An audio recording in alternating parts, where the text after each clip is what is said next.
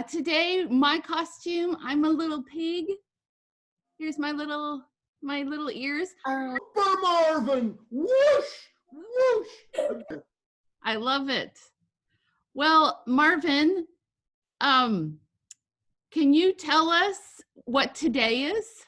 Well, Julie, to be simple about it, this is the day the Lord has made. Let us rejoice and be glad in it.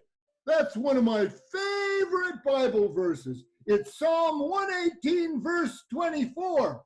Another way of saying it is zippity-doo-dah, zippity-yay.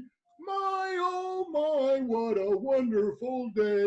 And it is a wonderful day. It's costume day, for goodness sakes. Marvin, you always have such great energy. I wonder if you eat the cereal, it's called Wheaties. Do you eat Wheaties in the morning? Breakfast of champions, and I'm a champion. Fly away, Super Marvin. Whoosh. Very good. Okay, Marvin, I think everybody is here. We've already started Sunday school. Can you remind us what story we heard last Sunday? Oh, yeah, it was about Doubting Thomas.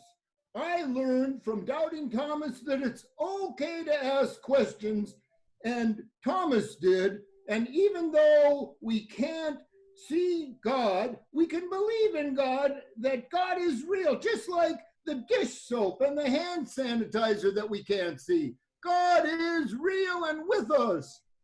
What a wonderful memory you have, Marvin. Marvin, I have a question for you I've been wanting to ask you. When you see someone you know, how do you recognize a friend when you see them? Is it their hair or their clothes or their voice? How Well, can you everybody knows me by my weird hair, but I look at people's hair, I look at their clothes and their voice, but I also look at the way they walk or the way they slither. I check to see if they have button eyes or what color eyes they have. I also try to count how many freckles a person has, and I also check for tattoos. Well, I wonder how many people on this call have a tattoo. You don't have to reveal.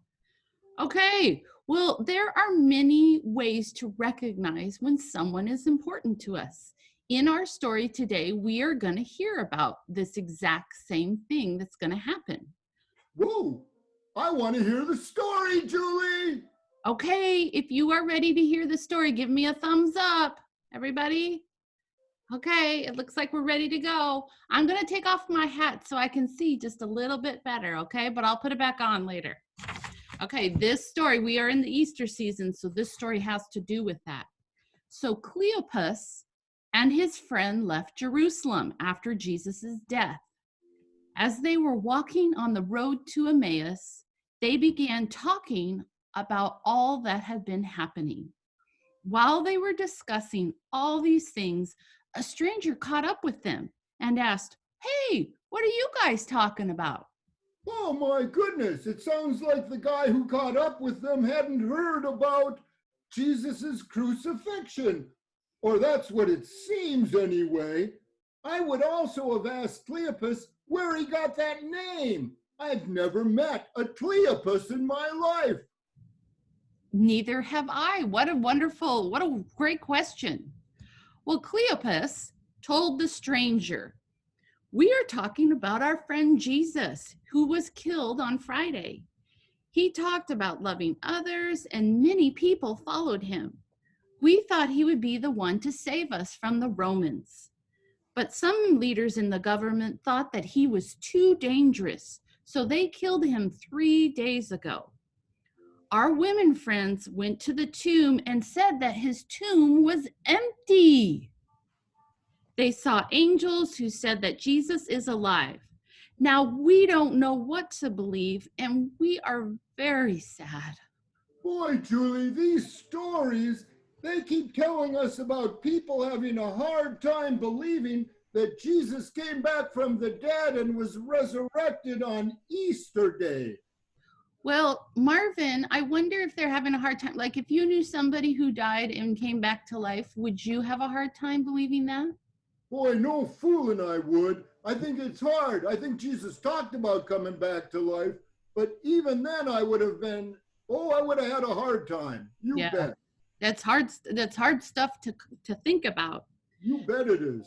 Okay, so the stranger in the story said, "Oh, I know you are sad. Listen to me tell some stories about the one whom God had promised to send. This one would show them how to live together peacefully."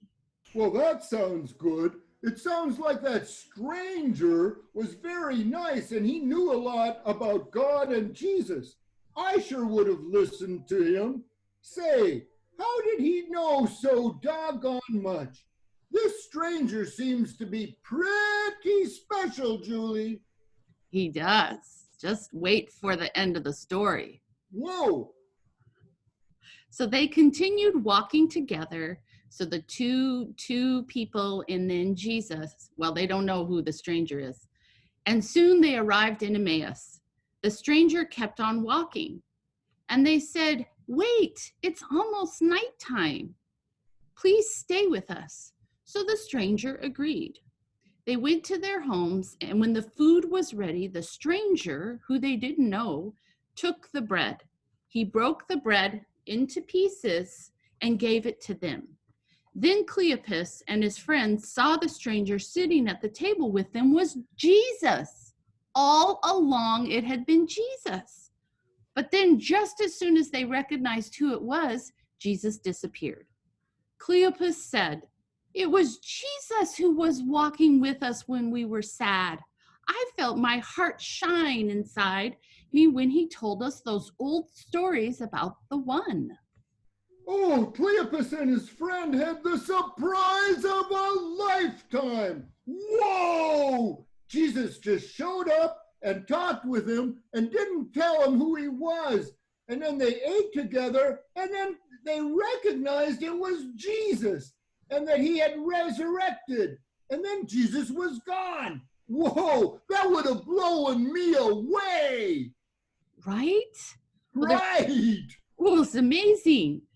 So they were so surprised, Cleopas and his friend, that they didn't finish eating. They left Emmaus. They had just gotten there, but they left Emmaus and they hurried back to Jerusalem, and they found the other disciples. They told the disciples what had happened on the road to Emmaus. "Jesus is alive. We didn't realize it was him when he gave us the bread, but Jesus is alive." Oh, boy. Those Sorry. disciples didn't recognize Jesus. I know. Whoa. So Marvin, I have a question for you. What's that question, Julie? Okay, the two disciples didn't recognize Jesus when he was telling them stories from the prophets. They didn't even recognize him when he was walking on the road with them. So what changed in this story so that the two disciples could recognize Jesus? Well, that's really a good question. You know, I think they loved hearing Jesus tell them the old stories. And they kind of thought, boy, this guy knows an awful lot about things. You know, I love it when someone reads to me. And then they sat down together. And then when he broke bread with them, it all clicked and they knew this is Jesus. And then they looked him in the eye and it was Jesus. And then they knew the resurrection was real. Jesus is with us. Boy, what a story. That makes me feel real good. I know. I love all these stories since Easter. They're all about people finding out that Jesus has come alive again. So then we know Jesus has come alive again and he's with us. Even though he could disappear, he's still with us. I know. Life is so wonderful.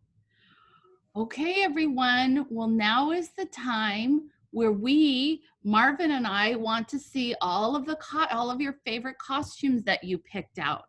So I love Costume Day. Woo!